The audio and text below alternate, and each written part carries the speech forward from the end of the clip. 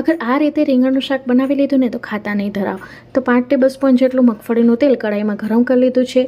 તેલ આવી ગયું છે તો 1 ટીસ્પૂન જેટલી રાઈ નાખીશું, 1/2 ટીસ્પૂન જેટલું જીરું નાખીશું. અહીં રાઈ જીરું સારી રીતે તતડવા લાગ્યા છે તો હવે 2 સૂકા મરચાં નાખીશું અને રાઈ જીરુંને સારી રીતે આપણે ફૂટવા દઈશું. અહીં રાઈ અને જીરું સારી રીતે તતડી ગયા છે તો હવે આ સમયે આની અંદર 1 ટેબલસ્પૂન જેટલો આચાર મસાલો એટલે કે મેથીનો મસાલો નાખીશું અને ફટાક દેતા 5 કિલો જેટલા ટમેટાં જેને આવી રીતે આપણે ચીર્યા કરીને રાખ્યા હતા એ નાખી દઈશું. ગેસની ફ્લેમને એકદમ સ્લો કરી દઈશું જેથી મસાલો આપણો બળી ન જાય. કન્ટિન્યુ ચલાવતા રહેશું.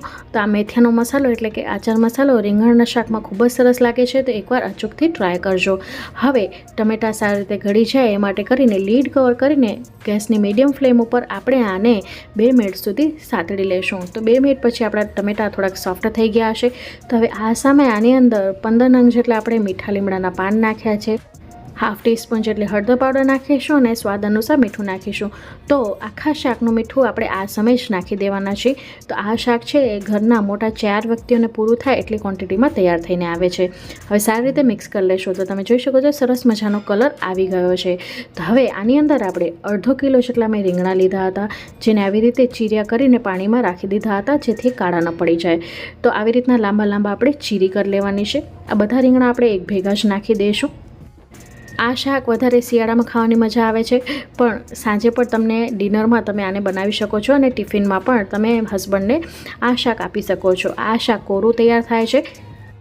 આ રીંગણની ચીરી એ રોટલા કે પછી ઘઉં બાજરાના ઢેબરા સાથે ખૂબ જ સ્વાદિષ્ટ લાગે છે. તો અચૂકથી આ ટ્રાય કરજો.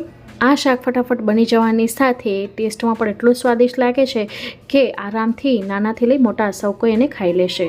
હવે બધું સારી રીતે મિક્સ કરી લીધા બાદ આના ઉપર આવી રીતે થાળી ઢાંકી લેશું અને થાળીની અંદર આપણે પાણી નાખીશું. તો અત્યારે આ શાકને આપણે વરાળથી બાફવાના છીએ એટલે ફટાફટ એ ચડી જશે. ગેસની ફ્લેમને આપણે મીડિયમ રાખી દીધી છે જેથી શાક છે ફટાફટ ચડી જાય. વચ્ચે વચ્ચે આપણે 2 વાર ચલાવી લીધું હતું. તો 5 મિનિટ સુધી આપણે આને સારી રીતે પકવી લીધું છે. રીંગણની ચીરી આપણે મીડિયમ સાઇઝની થિકનેસની રાખી હતી એટલે ફટાફટ ચડી જાય છે અને ટમેટાં આપણે પહેલેથી થોડાક ચડાવી લીધા હતા. તો તમે જોઈ શકો છો રીંગણમાંથી પાણી છૂટું પડી ગયું છે અને સરસ મજાના રીંગણ પણ ચડી ગયા છે. એકદમ ઘીચો પણ નથી થયો અને રીંગણ ચડી પણ ગયા છે. તો હવે બાકીના મસાલા કરી લેશું. તો 1 ટેબલસ્પૂન જેટલો આપણે ધાણા જીરું પાવડર નાખીશું. હવે આની અંદર આપણે 1/2 ટેબલસ્પૂન જેટલું કાશ્મીરી લાલ મરચું પાવડર નાખીશું. જો બાળકો માટે બનાવવાના હોય તો તીખાશનું પ્રમાણ એ રીતે નાખવાનું કારણ કે આપણે આચાર મસાલો પણ નાખ્યો છે તેના અંદર પણ મરચું હોય છે. હવે ફ્રેશનેસ એડ કરવા માટે આપણે આના અંદર 4 થી 5 ટેબલસ્પૂન જેટલી ઝીણી સમારેલી કોથમીર નાખીશું અને બધી વસ્તુને સારી રીતે આપણે મિક્સ કરી લઈશું. તો છે ને ખૂબ જ સરળ રેસીપી. તો હવે આ રીતે એકવાર આ રીંગણનું શાક બનાવીને અચૂકથી ટ્રાય કરજો. તો આ રીંગણનું શાક ખીચડી સાથે પણ એટલું જ ટેસ્ટી લાગે છે અને ભાત સાથે પણ એટલું જ ટેસ્ટી લાગે છે. તો હવે આ શાકને આપણે પ્લેટ આઉટ કરી લઈશું. તો જોઈને જ ખાવાનું મન થઈ જાય એવું રીંગણનું આ શાક તૈયાર છે.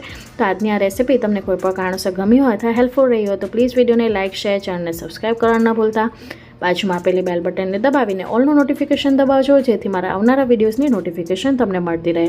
હું ફરી મળીશ હજી એક આવી જ નવી રેસીપી સાથે. ત્યાં સુધી આવજો. Bye, take care. Thanks for watching.